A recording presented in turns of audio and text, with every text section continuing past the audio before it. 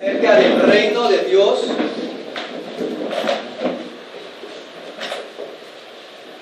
en Israel.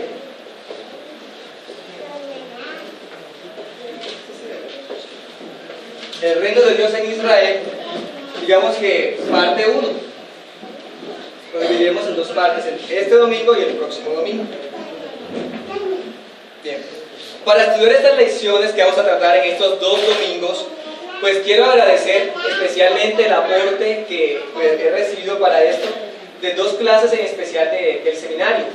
Una fue una clase, un módulo visto con el profesor Sugel Michelén acerca de teología bíblica, y también una clase que estudiamos acerca de hermenéutica o interpretación con el doctor Richard Pratt. Ellos pues aportaron mucha claridad para el contenido que trataremos en la mañana de hoy. Bien, las últimas semanas estudiamos acerca del desarrollo del reino de Dios en la época de los patriarcas. Los invito a que me acompañen al Salmo capítulo 105. Salmos capítulo 105.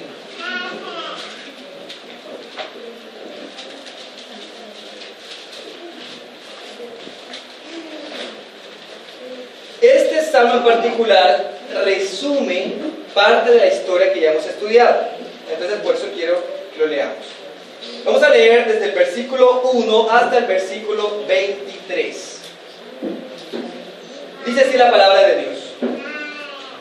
Den gracias al Señor, invoquen su nombre, den a conocer sus obras entre las naciones, cántenle, entónenle salmos, hablen de todas sus maravillas, siéntanse orgullosos de su santo nombre, alegres el corazón de los que buscan al Señor, recurran al Señor y a su fuerza, busquen siempre su rostro.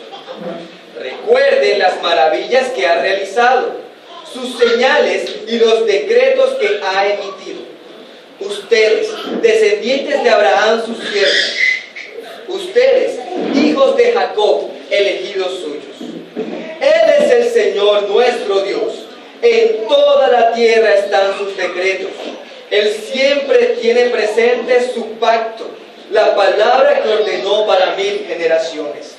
Es el pacto que hizo con Abraham, el juramento que le hizo a Isaac. Se lo confirmó a Jacob como un decreto, a Israel como un pacto eterno, cuando dijo: te daré la tierra de Canaán como la herencia que te toca.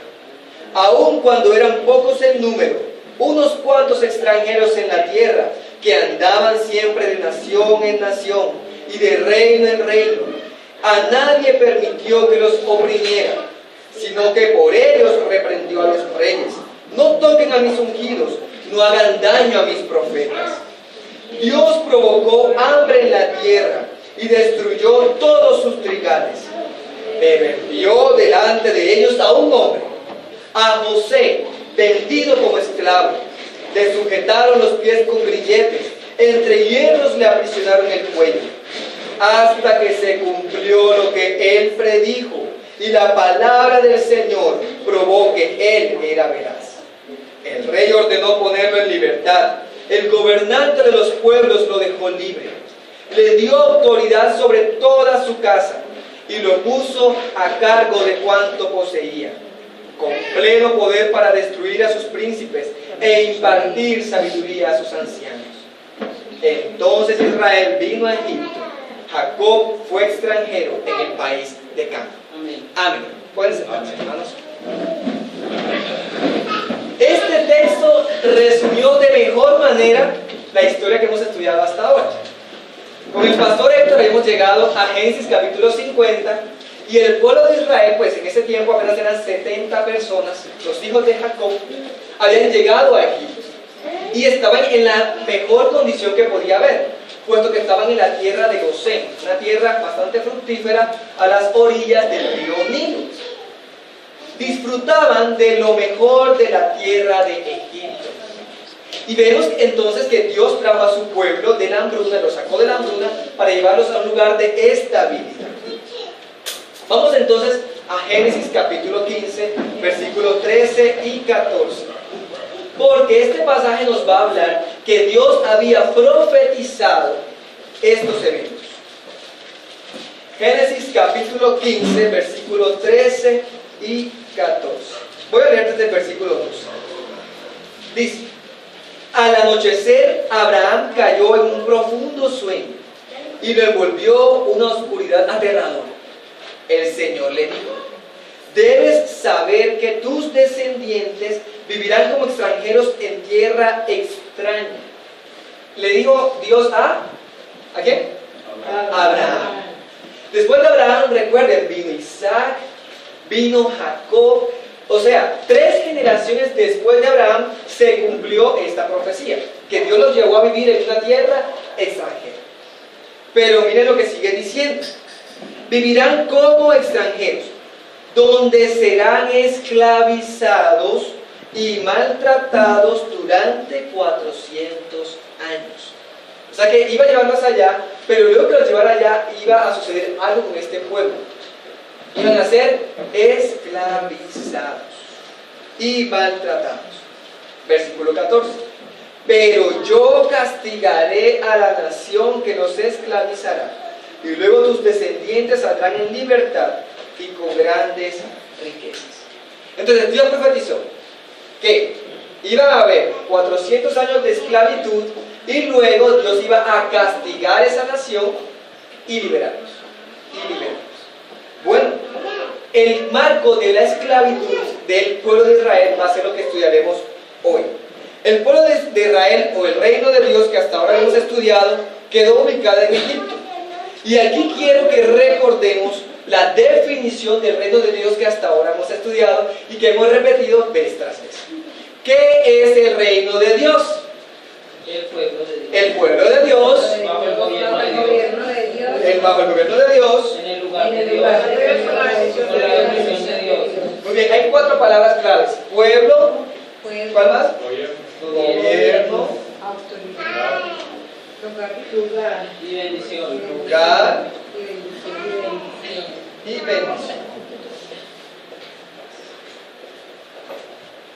Muy bien, 4 cosas del reino. El otro elemento que consideraremos a la par de esto es que Dios ha decidido establecer su reino a través de lo que se llaman pactos. Entonces tenemos un pacto y con este pacto se establece un mediador.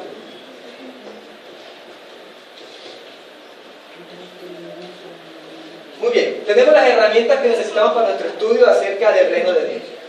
Ya vemos la definición y conocemos la manera como Dios se relaciona con su pueblo.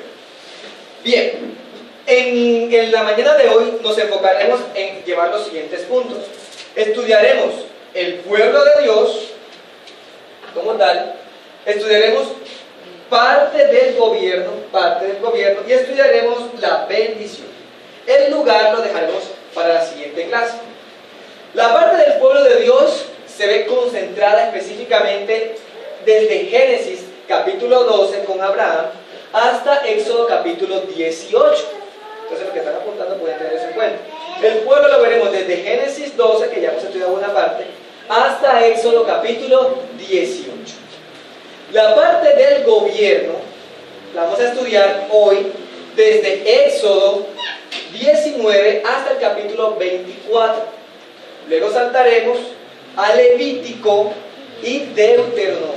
Esos serán como los elementos que tendremos.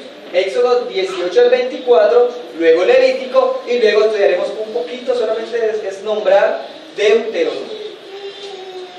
La parte del lugar la dejaremos para el próximo domingo porque el lugar habla de la tierra prometida y sabemos que la tierra prometida, su historia se encuentra en Números, un adelanto, en Josué y de ahí en adelante, así que eso lo dejaremos para el próximo domingo.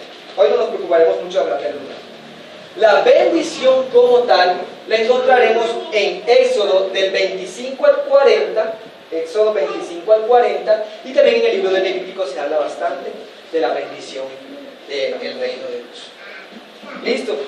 Entonces, teniendo entendido un poco eso, empezaremos con el pueblo de Dios. el pueblo de Dios.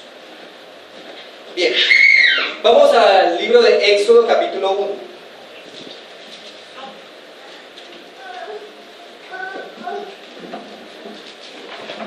Éxodo capítulo 1, versículo 7.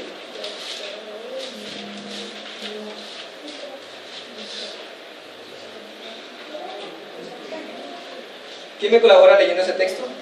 Por favor. Éxodo 1, 7. Dice: sin embargo, los israelitas tuvieron muchos hijos, y a tal grado se multiplicaron que fueron haciéndose más y más poderosos. El país se fue llenando de ellos. Muy bien. ¿Qué encontramos ahí? Que el pueblo en Egipto no quedó siendo 70 personas. Realmente, si uno mira las cifras, esas 70 personas se multiplicaron tanto, que fue realmente una multiplicación, que llegaron a ser, según el conteo de números, aproximadamente 630,000 hombres de 20 años hacia arriba.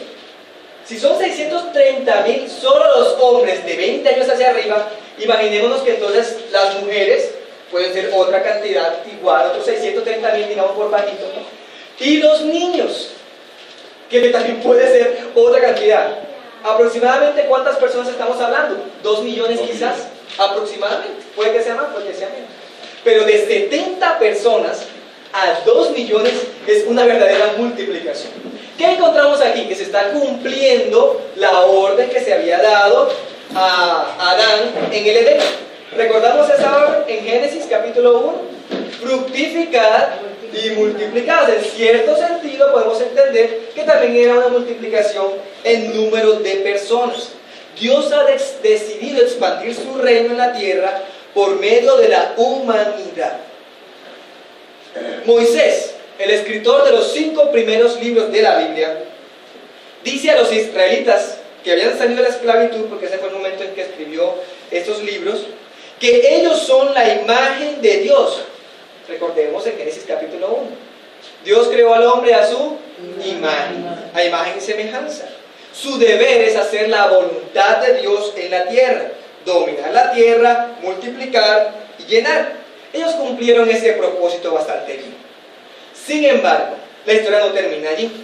El Salmo 105, que fue el que tomamos como referencia para esta clase, que nos ayuda a resumir la historia, vamos a tenerlo siempre en cuenta. Yo les recomiendo que pongan como un marcador ahí en el Salmo 105, porque estaremos recurriendo a él en toda la clase. Salmo 105, vamos a leer ahora el versículo por el cual quedamos. Quedamos en el 23. Dice, Salmo 105, 23. Entonces Israel vino a Egipto. Jacob fue extranjero en el país de Canaán. El Señor hizo que su pueblo se multiplicara. Lo hizo más numeroso que sus adversarios. ¿Quién hizo que el pueblo se multiplicara? Dios. Dios mismo hizo que sus vientres fueran fructíferos. Era una bendición para el pueblo multiplicarse de esa manera. Nuevamente insisto, de 70 a aproximadamente 2 millones de personas. Dios lo hizo más numeroso incluso que los egipcios que habitaban en el país. Eso de pronto no podemos decir, exactamente había menos egipcios. No podemos decir eso. Pero lo que sí podemos decir es que los egipcios empezaron a tener temor de este pueblo. Si así como va este pueblo multiplicándose, al cabo de unos años esto será prácticamente judío o hebreo, en este caso, que era el lenguaje que se manejaba. Entonces, el pueblo egipcio empezó a convertirse en un adversario. Versículo 25, Salmo 105, 25. Hablando de los adversarios, miren lo que dice. A quienes trastornó para que odiaran a su pueblo y se confabularan contra sus siervos.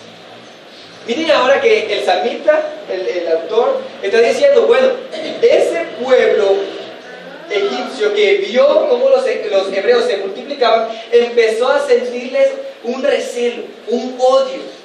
¿Y cómo lo vemos eso? Bueno, Éxodo nos muestra qué sucedió con la historia. Vemos que versículo en Éxodo 1.8, estaremos siempre yendo así. Éxodo 1.8. Pero llegó al poder en Egipto otro rey que no había conocido a José, y le dijo a su pueblo: cuidado con los israelitas que ya son más fuertes y numerosos que nosotros. Vamos a tener que manejarlos con mucha astucia. De lo contrario, seguirán aumentando. Y si estalla una guerra, se unirán a nuestros enemigos, los combatirán y se irán del país. Que empezó a haber como un odio, un recelo hacia el pueblo de Dios. Se convirtieron en una amenaza nacional. ¿Qué hicieron con ellos entonces? Los esclavizaron, los sometieron, los subyugaron. Y vemos que en medio de ese sometimiento, esa esclavitud, Satanás quiere destruir la simiente del pueblo de Dios. ¿Cómo lo hizo? Recordamos la historia. Faraón le ordena a las parteras que si nacía un hijo varón, ¿qué deben hacer con él? Matar. Las parteras tuvieron temor del Señor. Pero entonces idearon otra estrategia. ¿Cuál era la estrategia? ¿Qué iban a hacer con los niños? Varones. La segunda estrategia. Recordando un poquito la historia. Sí, pero si la partera no lo mataba, entonces ¿qué se iba a hacer después? ¿Cuál fue la segunda estrategia? Escondieron a Moisés y... No, la estrategia para acabar con el pueblo de Satanás. Ponerle trabajo pesado. No. No, recordemos un poquito, a ver. Iban a decir que cuando ellos nacieran, cuando ellos llegaban, ya habían nacido. Exacto. Pero gracias a Dios, pues las parteras tuvieron temor de él, y bueno, eso sabemos que es la soberanía de Dios, la responsabilidad del hombre. Pero, ¿cuál fue la siguiente estrategia? Bien, vamos a mirar entonces la escritura. Vamos a mirar en el versículo 22. Éxodo 1:22. El faraón por su parte dio esta orden a todo su pueblo: tiren al río a todos los niños hebreos que nazcan. Un plan diabólico, matar a todos los niños. Miren que esto es una estrategia de Satanás para que la simiente del pueblo de Dios fuera acabada. Porque si no habían varones, no habría una siguiente generación. No habrían siguientes hombres. Y el pueblo de Dios quedaba exterminado. Nuevamente encontramos la enemistad entre la simiente de la serpiente y la simiente de Dios. Y en este caso la simiente de la mujer, según la profecía de Génesis 3:15. ¿Qué pasa en medio de esa situación? Una pareja de levitas decide desobedecer al mandato. ¿Y qué hacen entonces? Esconden a un bebé por 3 meses que les parece hermoso. Dice el texto en Éxodo 2:2. La mujer quedó embarazada y tuvo un hijo. Y el pelo tan hermoso le escondió durante 3 meses. Pero bueno, no pudo esconderlo más. ¿Y qué hizo? La paradoja más grande. Llevó su niño al río. Pero no fue que lo arrojó. Lo metió en una canasta hecha con la misma hierbita que crecía alrededor del río. Esto es bien interesante. Bien interesante. Lo lleva al río, pero el río va a ser como su medio de protección. Así hace el Señor, así actúa nuestro Dios. Ahora, providencialmente, todo esto uno ve la providencia como que bien, parecen como casualidades, pero no, es el Señor actuando. ¿Quién se va a bañar al río? La hija de Faraón. Y la hija de Faraón se baña al río y justo se encuentra con la canastilla. Pero ella decide también desobedecer al mandato porque ella reconoce que es hebreo y no lo echa al río. Lo que hace es guardar. Entonces encontramos que la hija de Faraón saca a este bebé del río y le pone un nombre. ¿Cuál es el nombre? Moisés. Ya pues la gente dio a entender de quién estábamos hablando. De Moisés. Pero ojo, hermanos, el libro de Éxodo no es que se va a enfocar en la historia de Moisés. Moisés no es el protagonista del libro de Éxodo, aun cuando Dios lo va a usar para hacerse que Dios mismo sea el protagonista. Y fíjense que esto sucede, y eso se nota porque Moisés en el capítulo 2 muestra que él cree que él puede ser el libertador del pueblo. Él cree eso. Ve la condición de sus hermanos cuando crecen, ve que lo están oprimiendo, y de alguna manera mata, por cierta situación, a un egipcio que estaba maltratando a un hermano hebreo. Al matarlo, Moisés piensa que pues nadie más se va a enterar. Y cree que sus compatriotas hebreos van a aceptarlo como el gran libertador. Pero ¿qué hacen o qué reacción tienen los hebreos? Vemos en la historia que ellos lo rechazan. Cuando esto llega a oídos de Faraón, Faraón manda a matar a Moisés. Y el plan de Moisés se frustra. Y solamente es empezando el capítulo 2 de Éxodo. ¿Qué hace Moisés? Huye. Tiene que huir. Entonces vamos a ver un poquito. No soy tan buen dibujante, pero trataré de ayudar. Vamos a hacer una sección del mapa donde se une el continente africano con el continente de Asia. Entonces vamos a hacerlo de esta manera. Así. Esto para acá es el mar Mediterráneo, hacia acá queda Europa, hacia acá queda Asia. Más o menos por aquí, más o menos. Algo así. Hacia acá queda Asia, hacia acá queda África, hacia acá, cuando esto es Asia, y acá arriba Europa. Esto aquí, esta parte de aquí, era la tierra prometida de donde venía Abraham, pues donde Dios le iba a dar esa tierra. Hacia acá, por aquí, es el río Nilo, o sea que Egipto está de este lado. ¿Qué pasó? Moisés, que estaba en Egipto, le tocó huir a esta zona. Esta es la tierra de Madián, se llama así, la tierra de Madián. Y esta zona era gran parte desértica. Muy bien. Moisés entonces se traslada en Éxodo capítulo 2 a Madián, de 40 años aproximadamente, se casa con una mujer llamada Séfora y vive como pastor de ovejas durante 40 años. Esos eventos que estoy narrándole, la Biblia los registra en un solo capítulo, en 1 o 2 capítulos. No se extiende mucho en ampliar todo el detalle. Solo dice que Moisés fue acá, era pastor de ovejas, y pastoreando las ovejas llegó a un monte muy conocido en la historia como el monte Sinaí. En este monte ocurre algo crucial y algo muy conocido por las historias: la zarza ardiente. Moisés está pastoreando las ovejas y Dios irrumpe la historia ahora de esta zarza para mostrar lo siguiente. Miren lo que dice en Éxodo capítulo 2, versículos 23 al 25. Mucho tiempo después, ya Moisés estaba en Madián, murió el rey de Egipto. Los israelitas, sin embargo, seguían lamentando su condición de esclavos y clamaban pidiendo ayuda. Sus gritos desesperados llegaron a oídos de Dios, quien al oír sus quejas se acordó del... ¿Qué dice la Biblia? ¿Qué dice? ¿Están siguiendo la lectura? Del pacto. Se acordó del pacto. ¿Recuerdan que les dije que eso va a ser una palabra clave? Del pacto que había hecho con Abraham, Isaac y Jacob. Fue así como Dios se fijó en los israelitas y los tomó en cuenta. Miren que Dios con su pueblo había hecho un pacto. El mismo pacto que veíamos con estos patriarcas. Dios los reconoce. ¿Será que en ese tiempo era el único pueblo esclavo? A lo mejor no. ¿Por qué podemos decir que a lo mejor no? Porque Egipto no era la única nación sobre la tierra. Ahí debe haber muchas más naciones. Y la esclavitud era algo común entre esas naciones. Pero Dios decidió continuar con su pueblo. El pueblo del pacto. El pueblo de su pacto. Y entonces, luego que Dios se acuerda de su pacto, ocurren los eventos de Sinaí. El llamamiento de Moisés. Éxodo capítulo 3.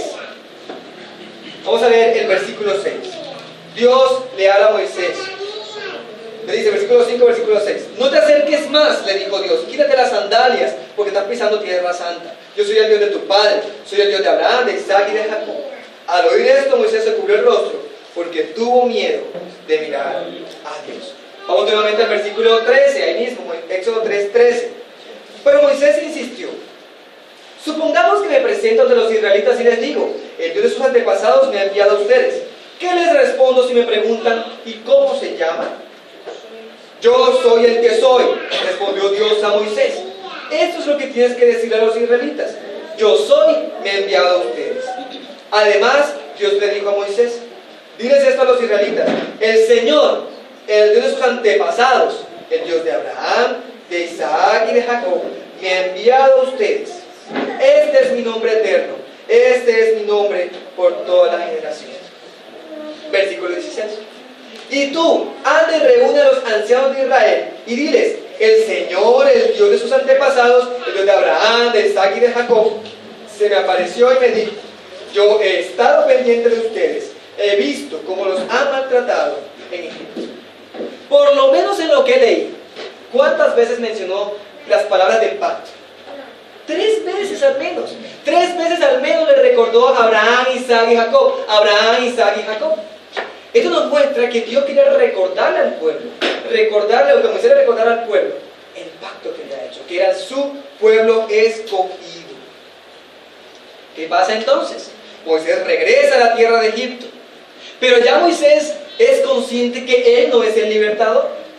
¿Quién es el libertador ahora? Dios mismo. Dios mismo. Éxodo capítulo 4, versículos 22 y 23. Miren lo que dice ahora Moisés a Faraón, lo que tiene que decir a Faraón. Entonces tú le dirás de mi parte al Faraón, dice Dios: Israel es mi primogénito. Ya te he dicho que dejes ir a mi hijo para que me rinda culto, pero tú no has querido dejarlo ir. Por lo tanto, voy a quitarle la vida a tu primogénito. Dios está diciendo: este es mi pueblo, este es mi hijo, y yo lo voy a sacar. Y si tú no quieres dejar ir a mi primogénito, ¿qué voy a hacer con el tuyo? Lo voy a matar. Faraón entonces, como ya Dios había anticipado aquí, endurece su corazón ante el llamado y no quiere dejar ir al pueblo. Dios decide entonces derramar sus justos juicios, lo que conocemos como las 10 plagas de Egipto, usando el endurecimiento de Faraón. Si usted lee todos los capítulos, vemos que hay un endurecimiento de parte de Faraón y Dios decide dejarlo en ese endurecimiento. Cuando Dios castiga al hombre, y en este caso a Faraón, debemos entender que es un acto de justicia, porque la paga de todo pecado es la muerte, y todo hombre merece morir. Pero que Dios decida salvar a su pueblo es un acto de misericordia. Misericordia. Entonces vemos que la 10ª plaga era la muerte de todos los primogénitos, porque Faraón se endureció durante todas las 9 plagas. Si no me podría detener en cada plaga, puesto que el tiempo no nos da, pero sí les recomiendo que lean esa historia. Ahora, la muerte de los primogénitos. ¿Quiénes se salvaron de la muerte de los primogénitos? Los hebreos. ¿Por qué? Sus primogénitos, óiganse bien, también merecían la muerte porque también eran pecadores.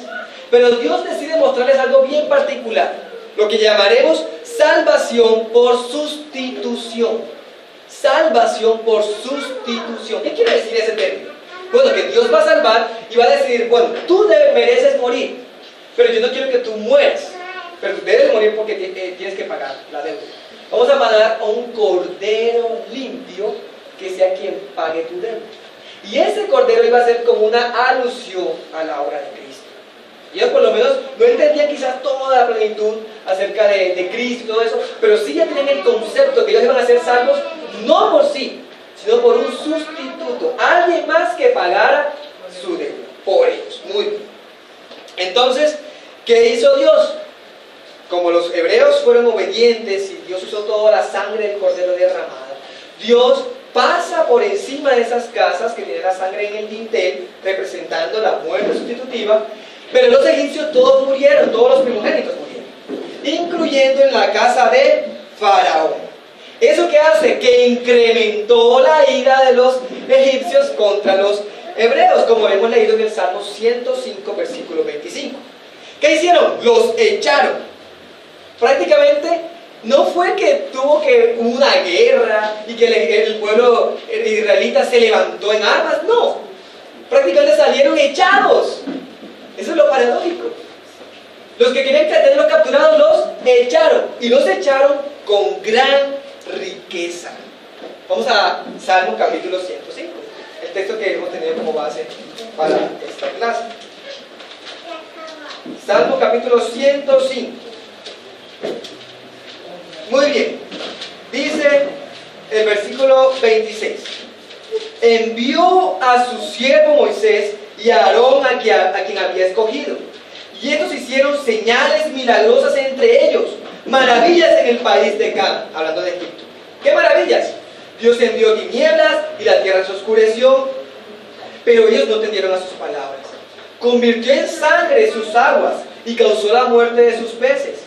Todo Egipto se infestó de ranas, hasta las habitaciones de sus reyes. Habló Dios, e invadieron todo el país enjambres de moscas y mosquitos. Convirtió la lluvia en granizo y lanzó relámpagos sobre su tierra. Derribó sus vides y sus higueras, y en todo el país hizo astillas los árboles. Dio una orden y llegaron las langostas, infinidad de saltamontes. Arrasaron con toda la vegetación del país, devoraron los frutos de su campo, y dio de muerte a todos los primogénitos del país, a las primicias de sus descendientes. Sacó a los israelitas cargados de oro y plata, y no hubo entre sus tribus nadie que tropezara.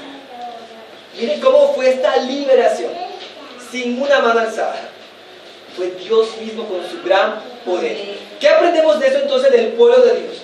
Que Dios liberta a su pueblo. Dios ha decidido escoger un pueblo, pero lo llevó a Egipto con un propósito: demostrar que Dios liberta, saca de la esclavitud.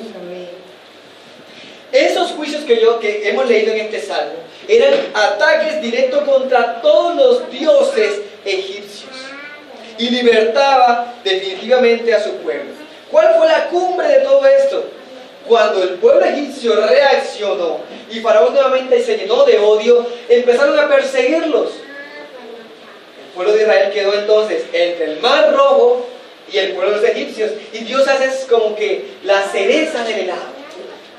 Abre el mar en dos, y tierra seca, no es que quedó húmeda, seca, dice la escritura. Y pasaron por una pared de agua a un lado y pared del agua al otro lado. Y cuando hubieron pasado, entran los egipcios también. Porque bueno, si los hebreos pasaron, pues nosotros también, a perseguirlos. Y Dios soberanamente los ahoga a todos. Amén. A todos.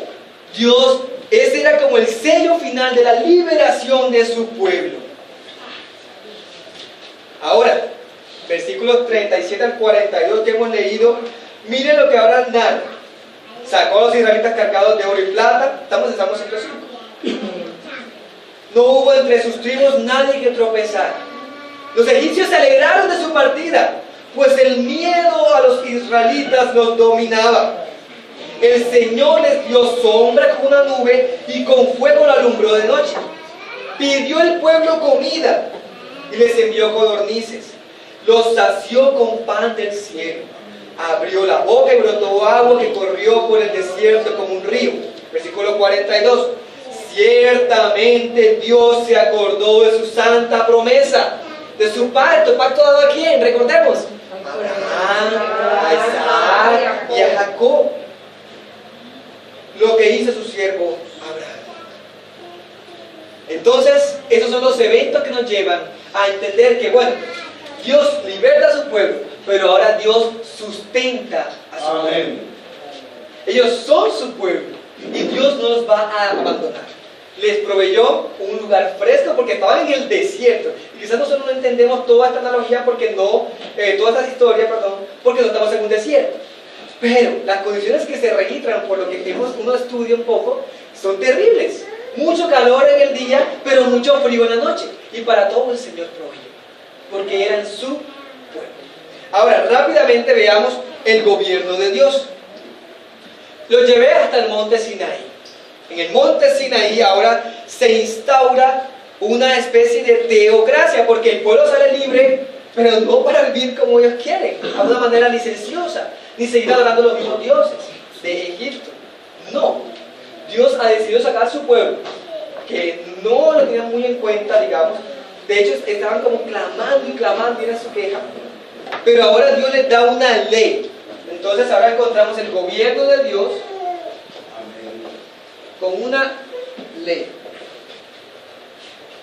Una ley.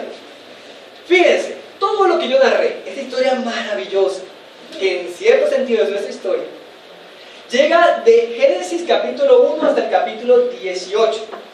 Pero luego usted sigue leyendo Éxodo y pareciera que el libro se volviera como aburrido. Porque ya no va a narrar historia, ahora va a hablar de leyes.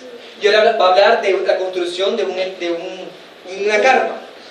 Porque ya vemos esta verdad. el libro de Éxodo no se trata solamente de contar esa historia, y a veces quisiéramos dejarla hasta ahí, pero no. El libro va aumentando hasta que muestra ahora la ley de Dios como algo supremo. La ley en Éxodo capítulo 20. ¿Cómo comienza? Éxodo capítulo 20. ¿Alguien me lo puede leer, por favor? Versículo 1 y 2. Y habló Dios todas estas palabras diciendo: Yo soy Jehová tu Dios, que te saqué de la tierra de Egipto, de casa de servidumbre. Amén. Dios, ¿cómo comienza diciendo sus leyes? ¿Cómo comienza?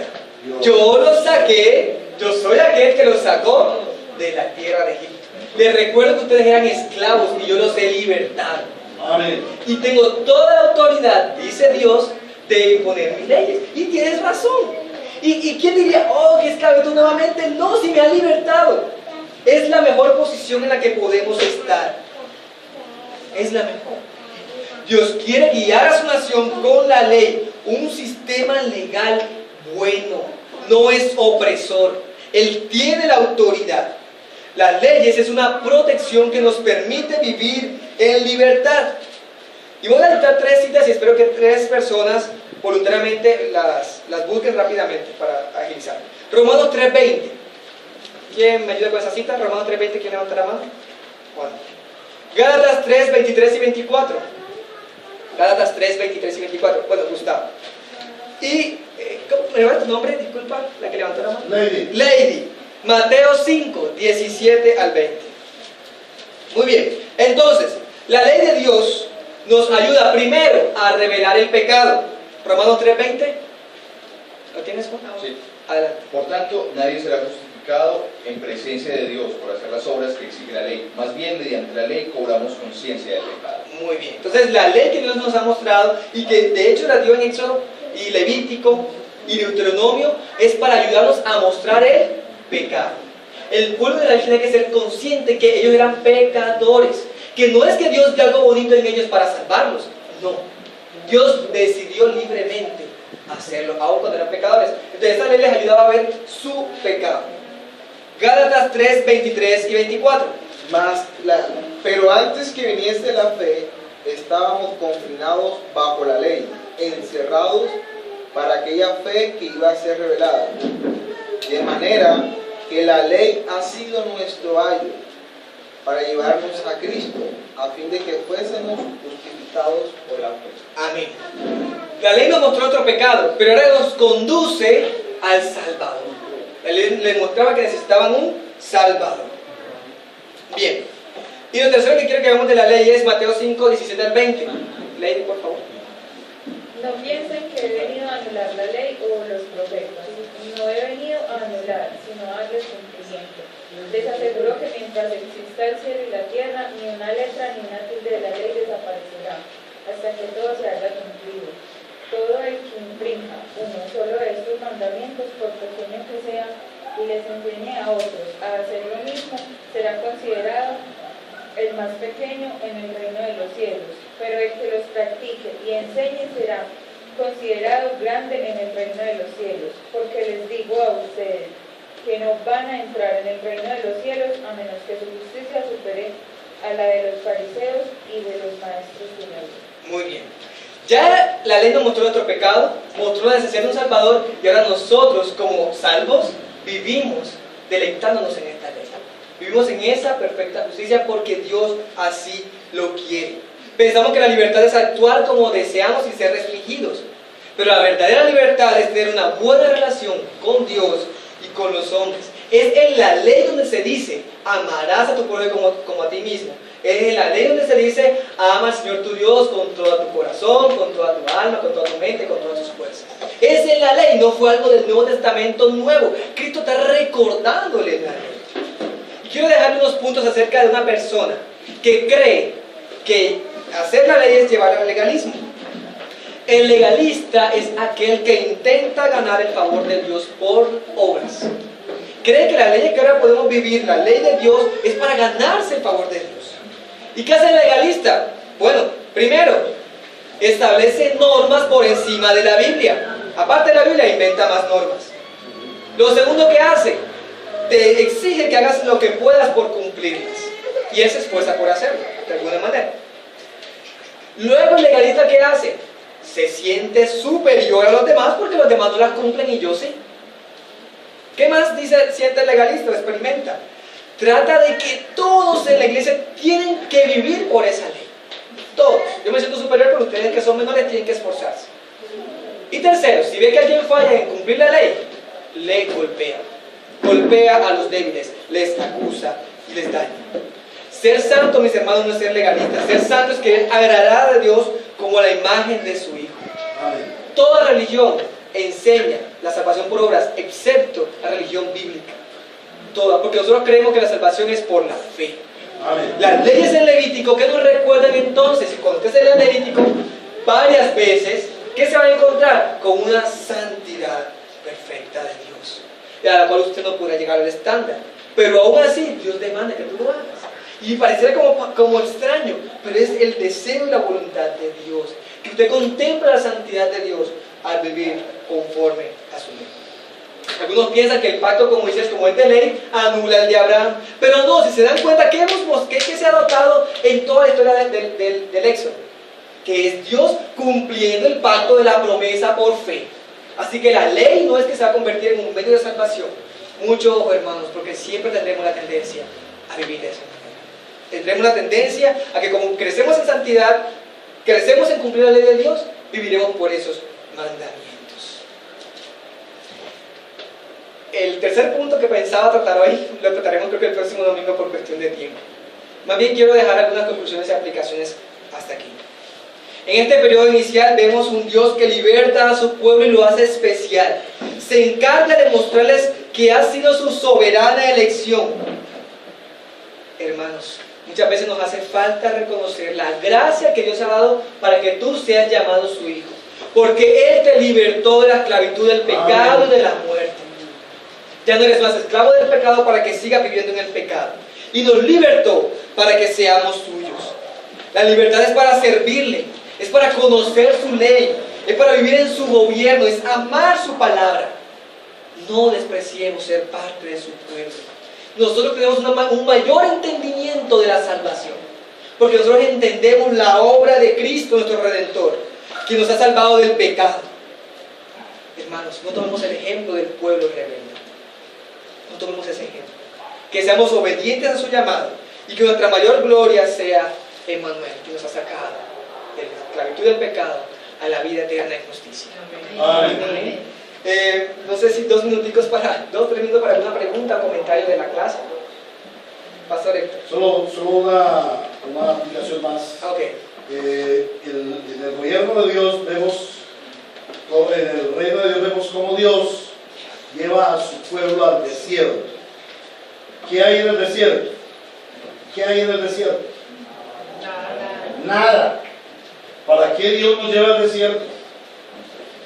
Para depender absolutamente de Él. Que somos el pueblo de Él, para Él, por Él. Entonces vemos cómo en el desierto Él sustenta a su pueblo. Y debemos estar confiados siempre en que el pueblo de Dios es sustentado por su Dios. Por eso es Dios. Si Él no nos sustentara, no podría ser nuestro Dios. Amén. ¿Algún otro comentario, hermanos? Muy bien, entonces salimos de Egipto, llegamos a Sinaí, Dios dio esas leyes. El próximo domingo veremos entonces el paso hasta la tierra de Canaán y todos esos eventos. Entonces, ya saben, el próximo domingo seguiremos estudiando. Vamos a orar y encomendar esta enseñanza al Señor para nosotros. Buen Dios, amado Rey eterno,